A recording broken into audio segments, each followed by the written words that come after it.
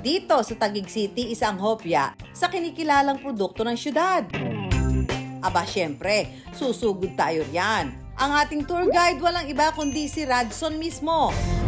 Let's bolt in! Likat dali! Makitikiman tayo ng hopya dito. Sa branch na ito, nasa 5,000 hanggang 8,000 box ng hopya raw ang nagagawa nila kada araw. Bali, ito po, Miss Susan. Dito nagsisimula. Yes. Ito po yung tinatawag natin na crust. Oo, So, crust. ito po yung after po ng mixing, sa mixing area po. Dito After na. nila gawin po itong crust, ilalagay po dito sa encrusting machine natin or also known as bread forming machine. And kasabay na po siya yung filling. Dito na rin pinuputol ng machine ang hopya para ready na ito iluto. Ito, Radso, ito na yung repacking Yes, area. ito po Wow! yung repacking area. It's raining hopya here. Makikita niyo po yung colorful hopyas natin, iba-iba. Kasi, ilan na yung flavors ng hopya nyo eh, tipas? Naku, ang dami naman. Pero may paborito ka ba na flavor ng hopya ngayon? Dati po, ang pinaka-favorite flavor ko ng hopya is ube. Pero ngayon, since nag-venture na po yung business sa iba't ibang flavors ng hopya, Ano na favorite mo? pastillas na po yung pinaka-favorite ko. na. Sa mga bestsellers po ngayon ng Tipas Hopya. Ikaw ang soulmate ko.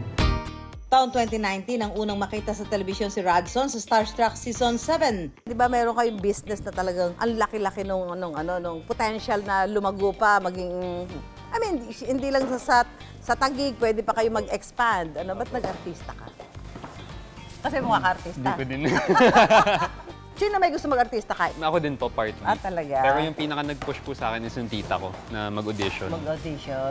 36 taon nang nagbebenta ng hopya ang pamilya ni Radson. Yung foundation po talaga ng Tipas, yung pagiging connected po namin as a family ng Flores. Kasi biruin niyo po sa sobrang 11 po na magkakapatid na lolo at lola ko. Lahat po kami dito pa rin nakatira sa isang barangay. Intact yung family niyo, Super no? intact po talaga. Ang original Queen of Tipas Hopya sa kanilang pamilya. Walang iba kundi ang 94 anyos na si Inang Belen. At hanggang ngayon, mahilig pa rin daw siyang bumisita sa tindahan. Kayo nagpauso ng hopya sa Pilipinas? Oo. Hindi, kasi natatandaan ko talaga na pag sinabing hopya, tipas lang yung narinig ko eh. Tipas hopya eh. Nag-umpisa ako, bakery muna, pandesal. Marami ako naipon sa kalalako ko ng tinapay. 8 taon lang ako, naulilan na ako, ama't ina. Kaya ako nagtiyaga, naghahanap buhay. Umiipon ako na ako'y makaipon. Kinuha ko yung tsuhin ko nasa bakery. Yun, nag-umpisa ako ng bakery. Ang alam ko, 1965 yun eh. Naging goal daw ni Inang Belen na bigyan ng sariling bakery ang bawat isa sa kanyang 11 na anak. Basta may nag-asawang anak ko, bibigyan ko ng lupa, bakery, yung basta mga gamit. Ako muna, kasama ko sila, tinuturoan ko. Pag natuto na sila, aalis na naman ako, at titira na naman ako sa kubo. Basta nag-aasawa sila, binibigyan ko ng hanap buhay.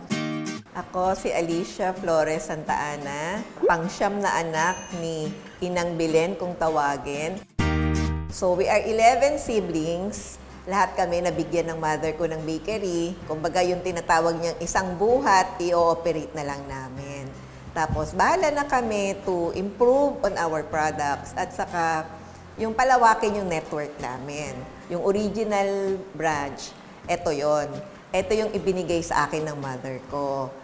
Ito raw ang dahilan kung bakit dumami ang flavors ng kanilang hopya.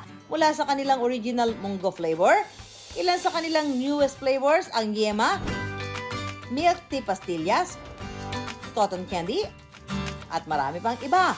Naibebenta nila ito mula 23 pesos hanggang 70 pesos depende sa flavor. We have 13 branches of bakery. For this establishment alone, siguro the minimum income would be 50,000 a month.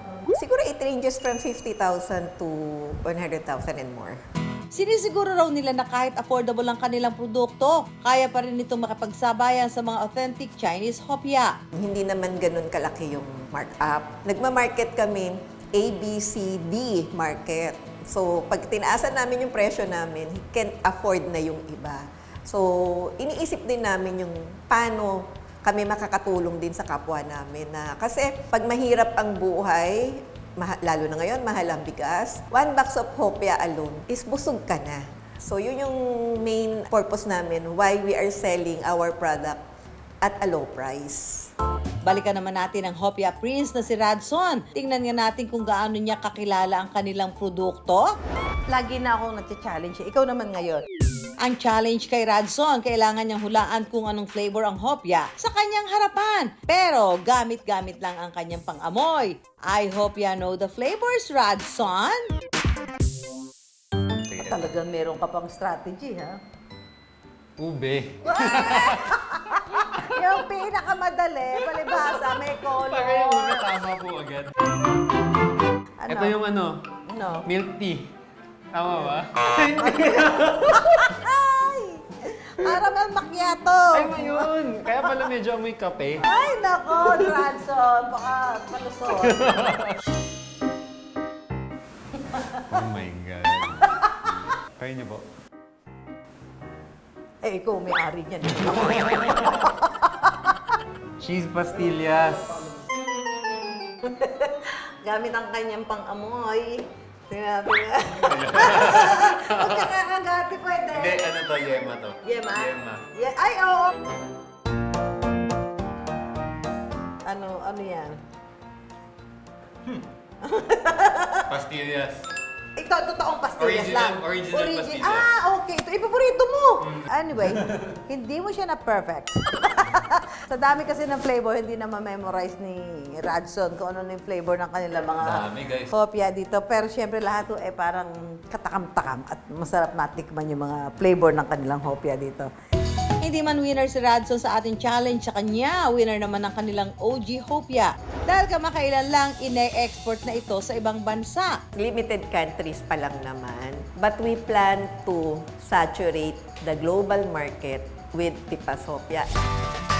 Ang hopya, minsan pagkain, minsan tao. Pero kung usapang pangarap, pwedeng-pwede rin maging hopya. Okay? Samahan pa ito ng sipag at determinasyon, tiyak na malayo ang mararating nyo.